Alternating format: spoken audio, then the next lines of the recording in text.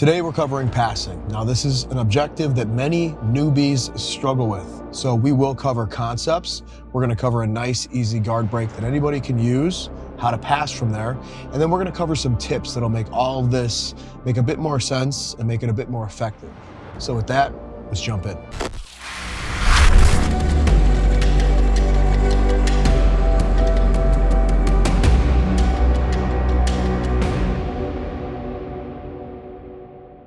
If you're brand new to Jiu Jitsu, passing the guard is essentially something that you must do to progress your positioning if you're stuck in your opponent's guard. In order to pass your opponent's guard, you must first break their guard, and then there's a couple things that need to happen for really any guard break to be effective. Once you break your opponent's feet open, you will then work on isolating one leg while controlling another. As you can see in this example, I will staple one knee with my hand, which will tilt his body in the direction of the leg that I'm stapling. As I staple this with my hand, I'm also stapling with my leg to replace my hand because I want that hand to be available for utility. I have purpose for that. Now, while this leg is stapled, you're either controlling the other leg by pushing it behind you, you're underhooking it, you're keeping some kind of mental note of what that leg's doing. Now remember, a guard pass isn't always quick. Sometimes they're very segmented and it's a battle of inches. No matter the case, you will have to take into account and either momentarily control that other leg or maybe control that leg through the entire passing sequence. It just depends on the pass that you're using.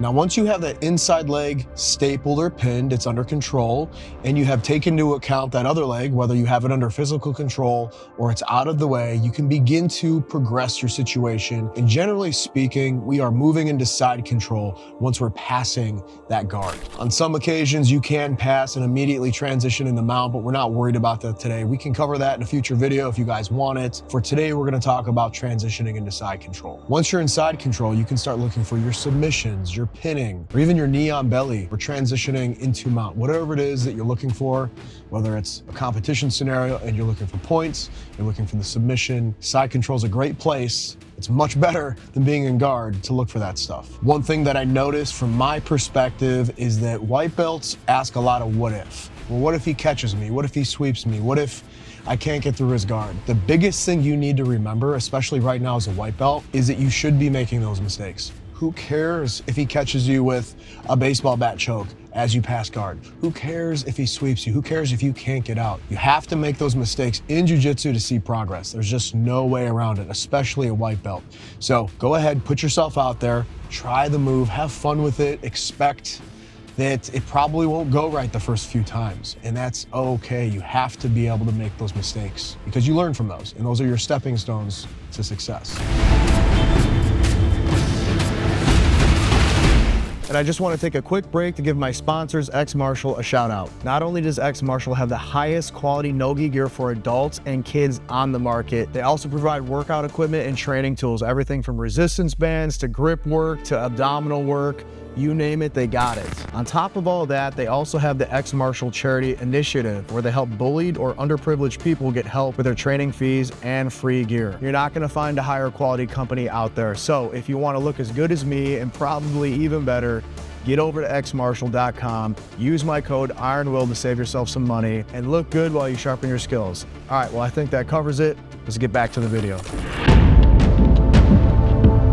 Now, there are so many different variations of guard breaks and passing, and it can be overwhelming. And if you're brand new to jiu-jitsu, you just need to focus on one. Get one down right so you can start to understand and absorb the concepts of passing. Once you understand the concepts of anything in jiu-jitsu, learning new stuff within that concept will become much easier. It's very tempting to want to learn all the submissions and all the cool stuff, all the flashy stuff, but that's not where you're at right now. You need to learn the basics and you need to learn the concepts. So with that, we're going to cover a really simple, easy, and super effective guard pass that I've still used after 9 years of jiu-jitsu experience. Now, we call this one the cat back guard pass. If you guys know it by another name, drop it in the comments. I always like to see what different affiliations, different corners of jiu-jitsu call different things.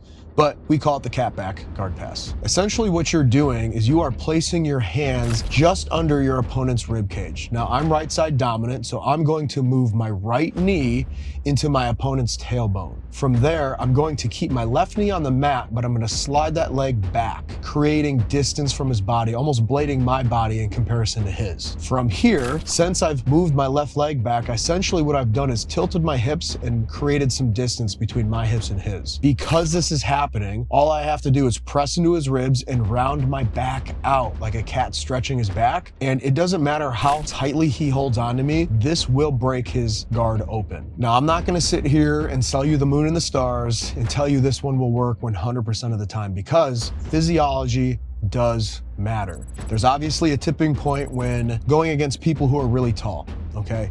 From my perspective, you know, I'm 5'11". I would need to go against someone who's probably like 6'5", 6'6", for this to be a bit harder to pull off, because you require that tightness. If they have a long body, it's going to be a lot more difficult to get that tightness, that pressure buildup in their ankles that pops their legs open. So something to keep in mind if you're a very short individual, okay, you may have a harder time against taller people with this one. It's just something to keep in mind, right? But again, you should still learn this because the concepts are there and it'll help build a foundation for the rest of your passing career. Now, before we move into passing from here, I want you to pay attention to what I'm doing with my hands. As you can see, I'm utilizing his rib cage as a backstop. So it doesn't matter necessarily if my opponent grabs my wrists and is trying to pull my hands. I'm not using a ton of back strength and arm strength to pull my hands away from my opponent. I'm leveraging his own rib cage. So when my opponent pulls on my wrists, I'm essentially pushing down into his torso so that my palms utilize his rib cage as a backstop. This is just another way that I'm able to conserve my energy while my opponent is burning his. And it's also a very natural reaction for people to want to pull away in that top position because you don't know what that guy on bottom is doing. Well, I'll tell you this much. I'm not going to let your grips deter me from what I want to do. And we're going to cover that here later. But in this specific example, I'm going to press those hands into your ribs and I'm going to use your ribs to keep myself from burning energy. And that's just smart jujitsu. And again, I'm not here to sell this to you like it's 100% foolproof, because everything in jujitsu is counterable, right? There's counters for everything, essentially. So if you go against a guy who knows what he's doing, he's going to know how to solve this problem. That shouldn't deter you from trying it. You still need to get these foundational elements down because, like I said, you learn these concepts and you start to see these lessons popping up all over the place in jiu-jitsu. It'll help you progress your level of skill. So I've placed the palm of my hands under his ribs. I've effected the cat back guard break. And from here, just like we talked about in the beginning, I'm going to isolate one leg with a staple. So initially I'll staple down with my left hand, and from here I can then replace my hand with my knee. And then from this position, there's so many different things you like to do. I personally like to flatten my opponent out. If I can get you flat on your back in jiu-jitsu, you're going to be less effective. So I will hunt for an underhook on the top side arm. I will then get my left hand past my opponent's neck so that I can gable grip behind their shoulder. At the same time, I will utilize the top of my head, driving pressure into their jaw to help flatten them out. Now that head in the jaw line is uncomfortable. It's not necessarily a submission, but it's uncomfortable. And why that's important is because it draws your opponent's attention away from what you're doing elsewhere in their body. If you apply pain to anywhere in their body, that's where their attention goes to.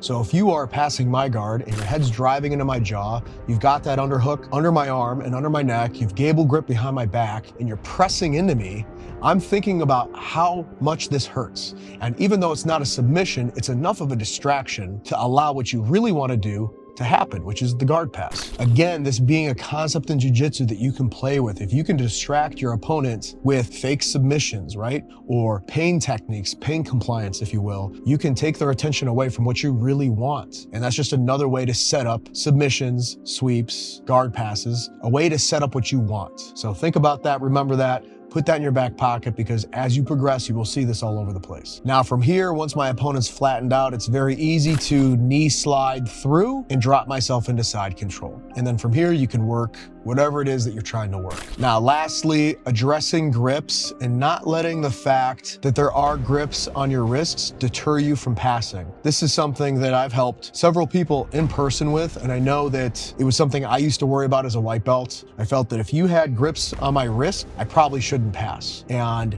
not every grip is going to be a threatening grip, especially in the beginning. White belts tend to just grab to grab. There isn't always much of a plan.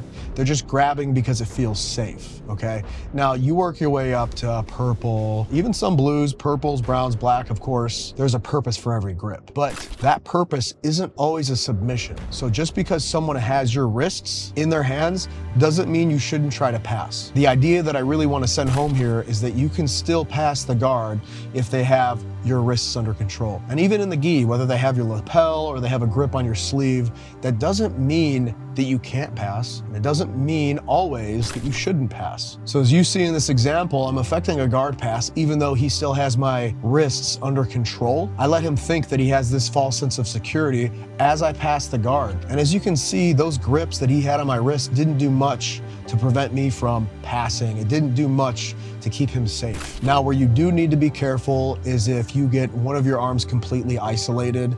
Typically in jiu-jitsu, if you can isolate a limb, you could submit with that limb from the guard, right? You're in your opponent's guard. If they isolate one of your arms, they're probably looking for an armbar or potentially a triangle. There's also a couple more, but at white belt, that's probably what you're gonna see mostly. And again, in the early stages, people will just grab because it feels safe. It's not necessarily threatening. But learning the difference between threatening and just a safety grip comes from practicing, having the experience, making the mistakes, having the victories too, right? You can't win if you don't try. So put yourself out there, try to pass these guys' guard. And it doesn't matter if they're a brown belt, a black belt, white belt, anybody, try your guard passing. Quit being scared of trying to get past that position because it's worth its weight in gold to even just try and fail. Once his feet pop open from behind you, you'll notice here that I bring my right knee up, creating a knee shield between my body and his. Once that knee shield is up, he cannot armbar me, he cannot triangle me. It's a nice, safe pit stop before you initiate your guard pass. And as you can see here, I can either chop my leg to the left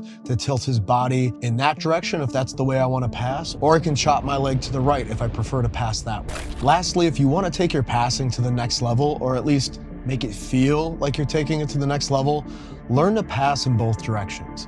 Most people are right-handed. And because of that, most people pass to the same side that a right-handed person would pass to.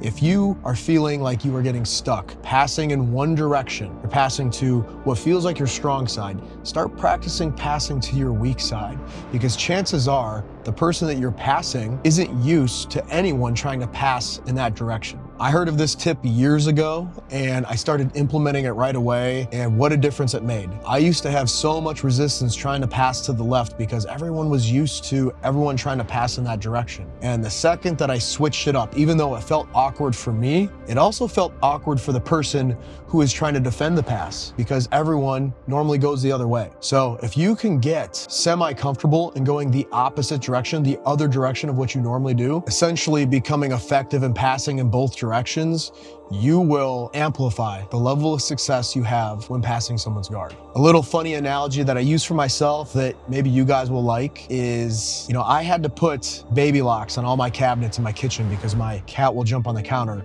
and he will open up all the cabinets and pull stuff out. Now that all those locks are there, he'll jump up and he'll try every little cabinet until he can find one that opens. Now, jiu-jitsu is very much the same way. Once I'm feeling out an opponent, I'm trying to see what works, I'm trying cabinets on him. I'm trying certain methods, different routes, and a lot of times you find resistance. There's resistance, there's resistance. They're all closed doors, they're all locked cabinets. But if you keep trying, you will find that one route or that one open cabinet that it just comes open like it was made to open. It was made to open for you. You just have to try and fail, try and fail, try and fail, try and succeed, and then boom, you found your route. So just remember, in passing, if one way doesn't work, try something else. And you can get creative. Don't be afraid to make mistakes. Quit trying to be perfect, right? Make those mistakes, become better, and you will succeed. With that, guys, if you have any recommendations for the viewers, if you have any advice, any comments, any questions, drop them in the comments below. I always read through those, and you guys will be surprised how many people you can help with your knowledge. I'm not the only one teaching here. See, a lot of you, especially you higher level belts, dropping knowledge in the comments, and it's always awesome to see. I appreciate you guys. With that, you know how we like to end them, sometimes backwards, always forwards. I'll see you in the next one.